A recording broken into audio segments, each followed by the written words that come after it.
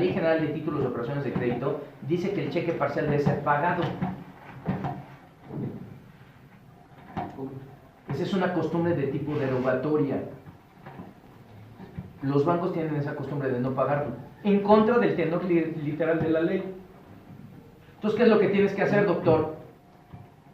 Tienes que hablar con el cajero, hacerte su cuate y decirle, mira, yo no quiero violar el secreto bancario. En materia civil, cualquiera puede pagar la deuda de otro, ¿sí o no?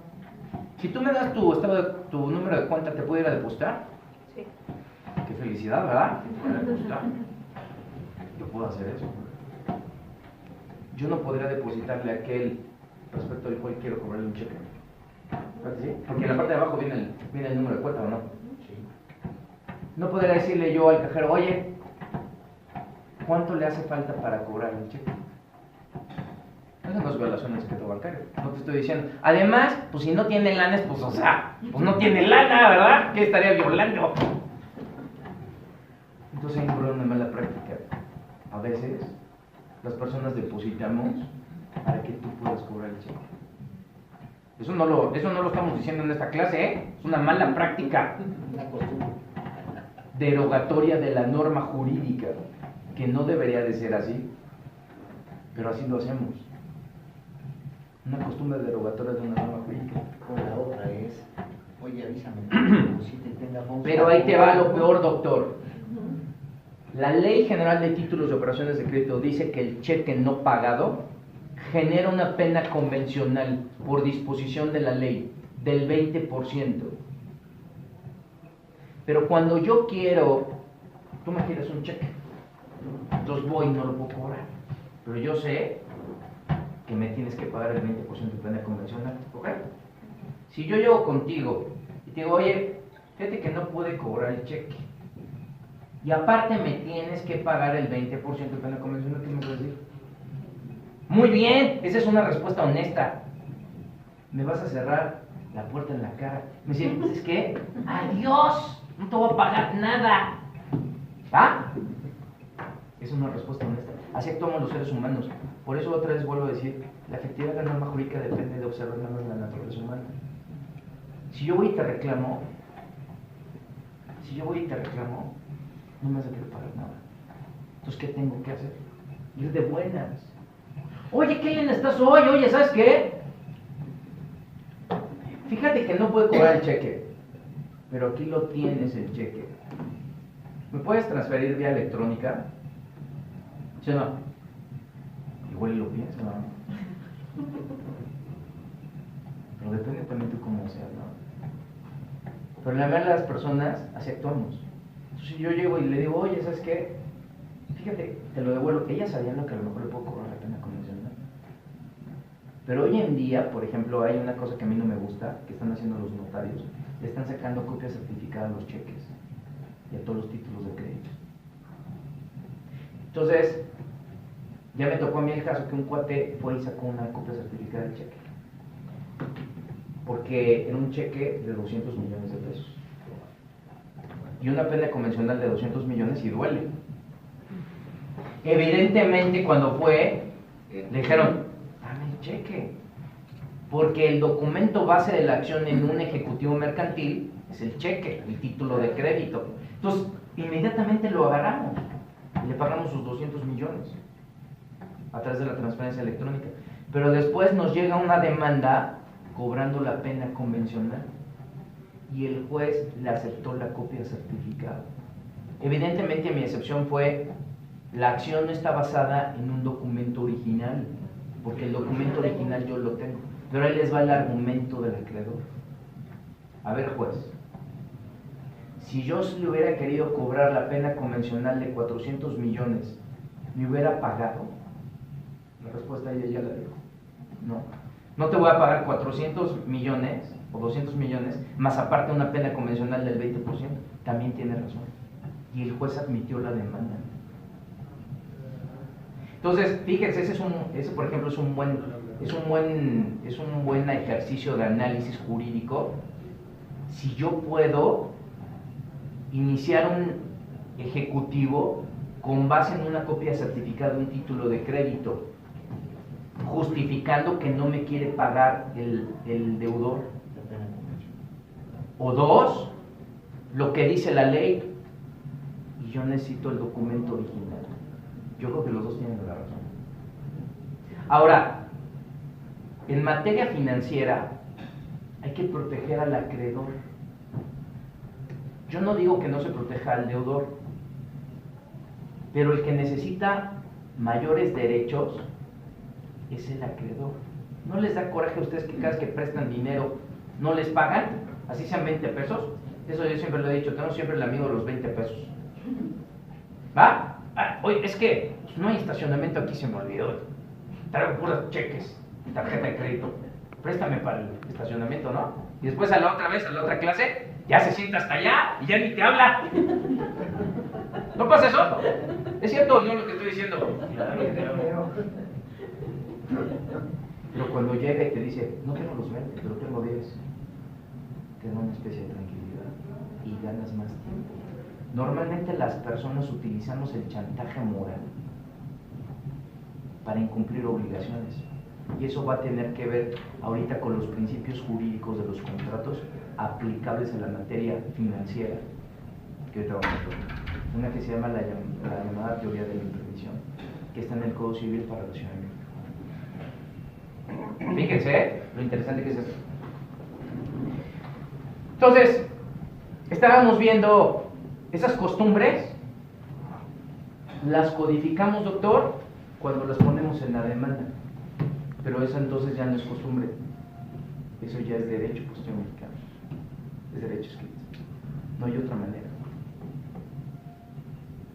En Oaxaca hay más de 500 municipios, el 90% se rigen por usos y costumbres. ¿Y cómo chiflos de cuáles son?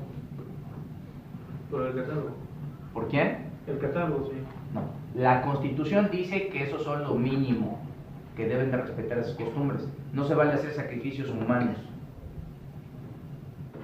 Esos son derechos mínimos que deben de contenerse. Pero yo cómo sé cuáles son. Se transmiten de manera oral. Sé que es un uso reiterado considerado jurídicamente obligatorio.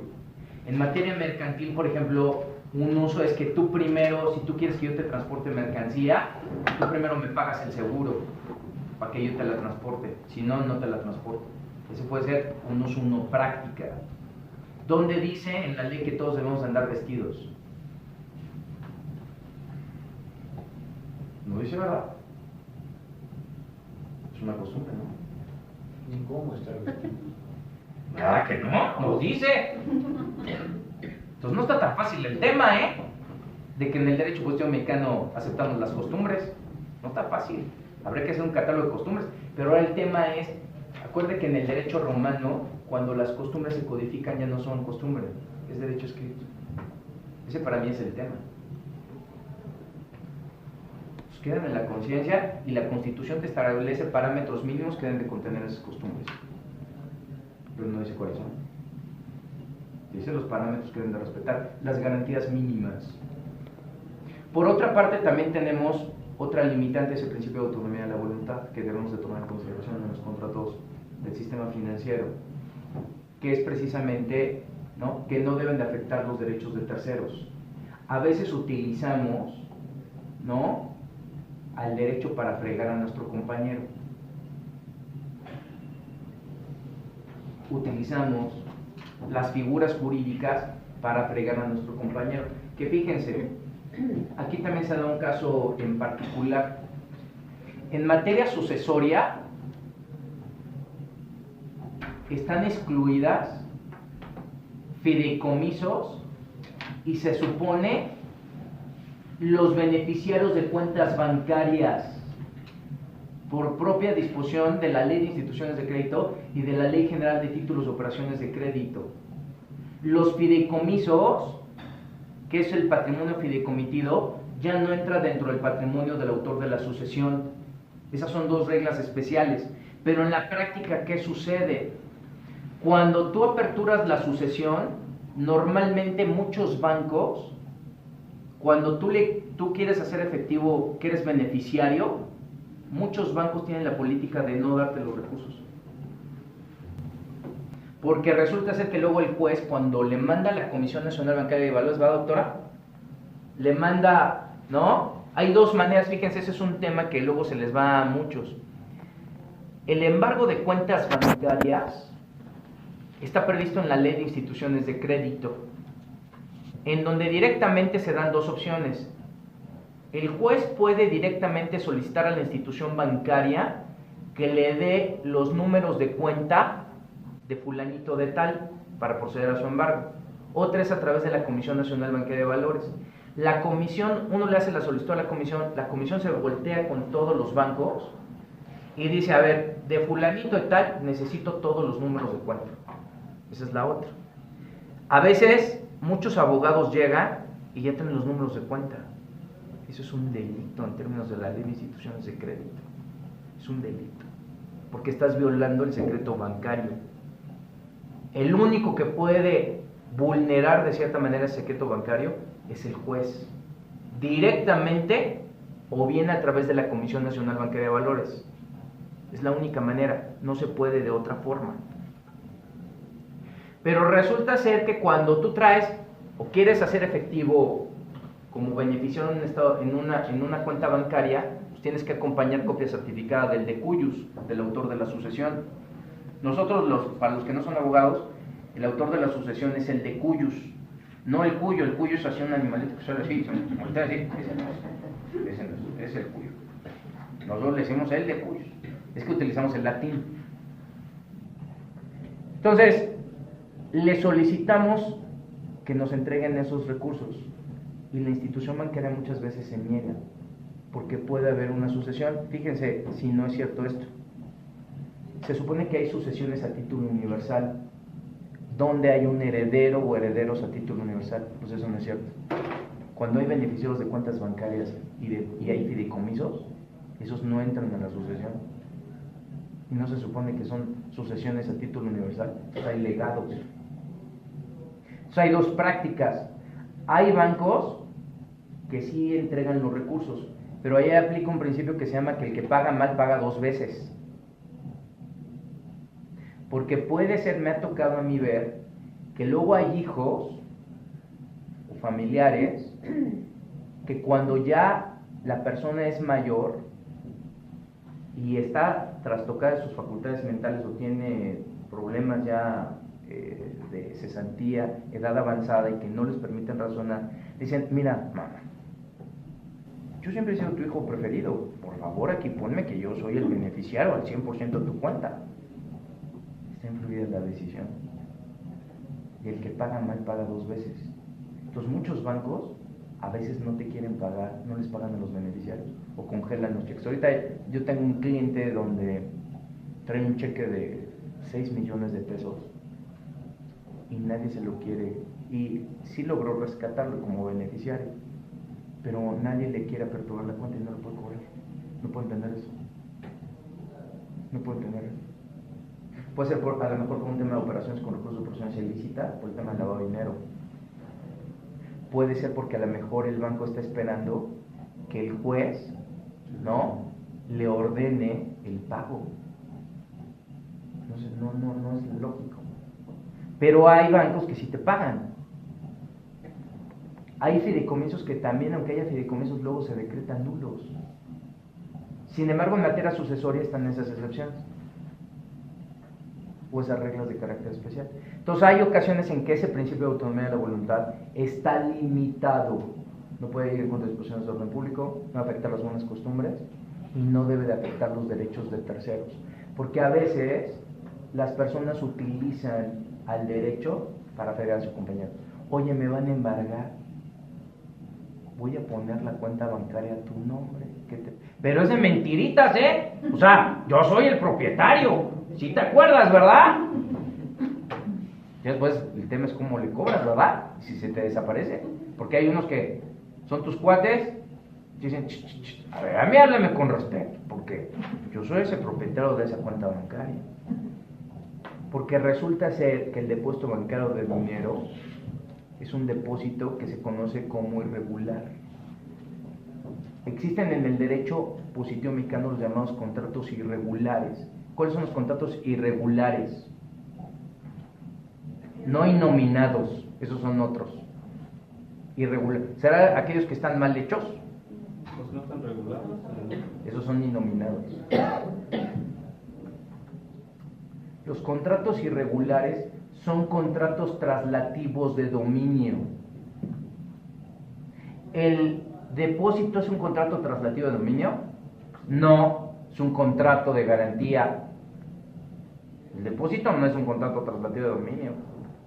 Pero el depósito bancario de dinero, en términos de la Ley General de Títulos de Operaciones de Crédito, es un contrato traslativo de dominio. Cada vez que ustedes van y depositan a su cuenta bancaria, le están transmitiendo la propiedad de la institución bancaria. Y lo dice la propia Ley General de Títulos de Operaciones de Crédito. Lo pueden checar en el artículo 267 o 276 de la Ley General de Títulos de Operaciones de Crédito. Existe también la prenda irregular. La prenda irregular también es un contrato de garantía. Es un contrato traslativo de dominio. Normalmente los contratos irregulares recaen sobre bienes fungibles. El dinero es el bien fungible por excelencia, ¿correcto? Entonces cuando tú tratas, ¿no? El objeto del contrato se refiere a bienes fungibles, por regla general es un contrato irregular, es un contrato traslativo de dominio. El depósito no se utiliza. Hay depósito en garantía, que también, pues ni siquiera sé por qué lo utilizamos también en los contratos de arrendamiento. Pero el depósito realmente debe ser un contrato de garantía. No es un contrato de garantía. Es un contrato por virtud del cual una persona llamada depositante le entrega a otra llamada depositario ciertos bienes para su guardia y custodia, para que, ¿no?, se los devuelva cuando se los pide el depositante. Nada más. Eso es el depósito. Pero en el depósito bancario de dinero es un contrato traslativo de dominio por disposición de la propia ley. Se transmite la propiedad. Esos son los contratos irregulares cuando recaen sobre bienes fungibles. Entonces esas son las tres limitantes. Entonces en ocasiones puede ser que cambien las cuentas bancarias, las ponga a nombre de otra persona con tal de fregar a mi compañero y entonces evitar, ¿no?, la ejecución de algún tipo de acto. Entonces estaríamos hablando de simulación de actos jurídicos y de, ¿no?, fraude de acreedores. Esas son las tres limitantes al principio de autonomía de la voluntad. Principios jurídicos de los contratos que aplican a los contratos bancarios y financieros en general. Pacta sunt servanda. Los pactos están hechos para cumplirse. Primer principio al que están sujetos los contratos. Las sociedades son contratos, ¿verdad? Porque dice contrato de sociedad. Los pactos están hechos para cumplirse. Segundo principio, principio del res inter alios acta. Los pactos están hechos para cumplirse. Los pactos solamente surten efectos entre las partes. Res inter alios acta. Pacta sunt servanda. Los pactos están hechos para cumplirse. Res inter alios acta. Los pactos solamente surten efectos entre las partes. Existen dos reglas especiales: estipulación a favor de terceros y la promesa de porte fort. En la estipulación a favor de terceros es cuando yo o cuando a un tercero ajeno a la relación jurídica contractual le otorgo los beneficios. Le otorgo los beneficios a un tercero ajeno a la relación jurídica contractual. A ver, en un contrato de arrendamiento no quiero que me pagues a mí como a tu arrendador, quiero que le pagues el dinero a mi abuelito. ¿Se puede? Eso es estipulación a favor de terceros. Y la segunda regla especial es la promesa de porte fort. En la promesa de porte fort, yo le impongo a un tercero una obligación y ese tercero es ajeno a la relación jurídica contractual. Esa se llama promesa de porte fort. Lo pueden leer en el libro de Borja, de Teoría General de las Obligaciones, de Borja Soriano.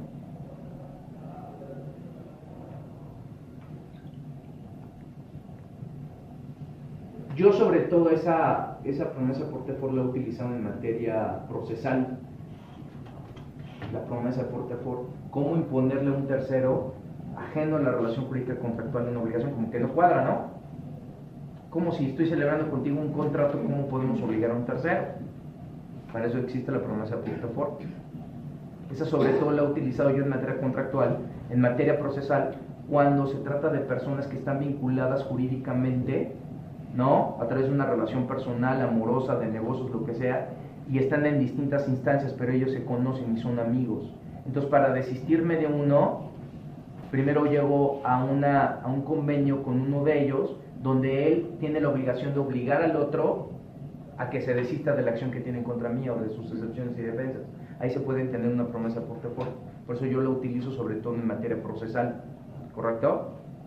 Ahora bien, un tercer principio que aplica también al sistema financiero en materia contractual es el principio del rebus sic stantibus, que significa que en los términos y condiciones en que aparezca en un contrato que las partes quedan obligadas, en esos términos y condiciones se obligan. En los términos y condiciones que aparezcan en un contrato que las partes quedan obligadas, en esos términos y condiciones quedan obligados. Aquí hay una regla especial, que es la teoría de la imprevisión. Fíjense, hace rato me referí a que normalmente las personas utilizamos el chantaje y los sentimientos para evadir el cumplimiento de nuestras obligaciones. ¿Cómo? Para los romanos era muy claro que la naturaleza humana siempre ha utilizado el chantaje. En Roma, fíjense, yo trabajé, antes de estar en esta chamba donde estoy ahorita, trabajé en el Consejo de la Judicatura Federal. Yo era el titular del área de normatividad del Consejo de la Judicatura Federal. Y resulta ser que normalmente siempre he dicho, a mí me tocaba ver un tema de concursos mercantiles, a mí me tocaba aplicar la ley de concursos mercantiles. Normalmente el comerciante, la ley de concursos mercantiles establece beneficios para los comerciantes cuando hay un incumplimiento generalizado de sus obligaciones de carácter exigible y que son líquidas. Bueno, a veces los comerciantes quieren chantajear a sus acreedores y eso sucede todos los días. En Roma existía una ley, que es el antecedente de la ley de concursos mercantiles, que se llama la lex mercatoria. Para los romanos, lo más importante para el cumplimiento de la obligación, la garantía principal, no es el patrimonio, es la vida de las personas. La vida. Y fíjense que eso sí es cierto. Hace rato hablé del contenido de la justicia, ¿es correcto, doctor? Dije que debe de tener el derecho a un componente formal, que es el proceso formal de creación de la norma. Debe pasar por un proceso que normalmente culmina con su publicación cuando se trata de normas jurídicas de carácter general. Pero también hablé del contenido material o subjetivo, que es el contenido de justicia. Hoy en día, si la norma jurídica financiera también no es justa, el destinatario no tiene por qué cumplirla, se abstiene de cumplirla. ¿A quién le gusta que en el cajero automático nos estén cobrando 20 pesos cuando no es nuestro cajero? A nadie. ¿A quién le gusta que cuando no mantengas el saldo mínimo, que a cada rato te lo aumentan, te estén cobrando comisiones y de repente cuando vas a tu cuenta bancaria dice menos 20 pesos, o sea, ya le debes a la institución 20 pesos? Cuando dices, oye, yo tenía 5,000 ahí, pero como te aumentaron, ¿no?, el límite, entonces las comisiones bancarias te van comiendo todo tu saldo. ¿A quién le gusta eso? A nadie. Adicionalmente, fíjense, los romanos les queda muy claro el tema de la naturaleza, ¿no? Por eso yo siempre me refiero mucho a las figuras jurídicas en cuanto a la naturaleza. No hay ocasiones, y a veces por lo menos lo hemos pensado, que cuando tenemos un deudor y el deudor no nos paga, decimos por lo menos internamente, ojalá te atropelle un tren, ojalá se te queme toda la casa, ¿no? Deseamos que se muera, es verdad. En materia penal, las personas, ¿por qué no queremos denunciar a los delincuentes? Porque el delincuente te dice, ya tengo tu credencial de lector, sé cómo te llaman, acuérdate de dónde vives.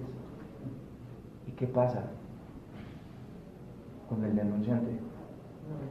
No denuncia. Se echaron el choro mental de que ahora, pues si no quieres dar tus datos, y ahora sacaron la credencial de lector donde ya no viene tu dirección, pero averigua. En internet hay lugares de data donde tú le das el nombre y te dice dónde vive, su teléfono, dónde trabaja, todo. Y las personas por eso no denuncian. Pero todos en alguna ocasión hemos dicho, ojalá te vaya mal, ¿no? En Roma la lex mercatoria, en la ley de concursos mercantiles, Cuando el deudor le debía al acreedor, el acreedor se lo llevaba a fuerzas con el magistrado y García la menos inyección. Y entonces quedaba provisionalmente en condición de esclavo durante 20 días. Durante esa época, la familia tenía la obligación de ir a conseguir el dinero para liberar al deudor. Si no llegaban los 20 días, el acreedor le hablaba a otros acreedores y se hacía una junta de acreedores como si estuviéramos aquí en la reunión. Fíjense, compañeros, que nos debe a todos, ¿no? No tienen que quedarse muertos. Aquí está la figura del cuerpo humano. ¿A quién se le debe más? A ti, doctor. ¿Con qué te quieres quedar? ¿Con la cabeza? ¿Con un brazo? ¿Con el torso? ¿Con qué quieres? Y se dividían el cuerpo del deudor y lo desmembraban. Y después de que lo desmembraban, salían a la plaza pública enseñando las partes del cuerpo que les tocaba, para que los demás deudores vieran lo que les iba a pasar si no pagaban. Pero hoy en día no es cierto que tenemos una obligación, digo, ¿no? Doctora, ¿también? Oiga, doctora, dice que la verdad, pues no tenía previsto yo que mi hija cumple 15 y nos fuimos a Disneylandia, no le puedo pagar la renta, doctora. Hasta el chantaje sentimental más importante. Doctora, mi papá está en terapia intensiva, no sé si pueda vivir, no le puedo pagar, me he gastado todo lo que tengo. Y se siente algo, ¿verdad? Eso es buen actor, ¿verdad? ¿Comento, verdad, doctora? ¿Ah, que sí? ¿Ah, que sí? Ya casi la doctora llora. Pobrecito, sí, yo le ayudo. ¿Ah? Entonces, pues resulta ser que nosotros normalmente acudimos al chantaje. En Roma es un ejemplo.